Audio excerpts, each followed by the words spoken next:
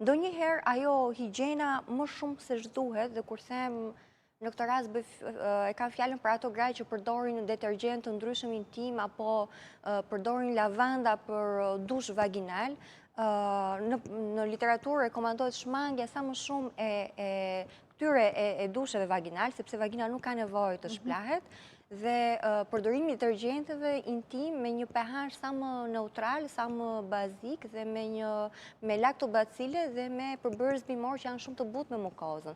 Dhe ndonjëherë kjo larja më shumë se ç'duhet me këto detergjentët intim mund të dëmtojë sërish florën bakteriale dhe mund të predispozojë për një infeksion mikotik ose për vaginozis, që këto janë të dy diagnoza shumë të shpeshta të periudhës së verës te gruaja.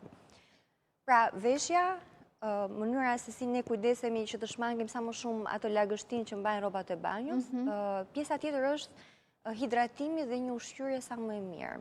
Sepse ne reflektojmë, ushqimi është një komponent kryesor në imunitetin tonë, gjithashtu dhe hidratimi. Kur them hidratim, të thotë të pish ujë me shumicë, jo lëngje apo nga ato të konservuarat. Po, të konservuarat apo shpesh çajra të ftohtë. Gjithsesi ne unë prandaj kisha edhe një dietolog. Po.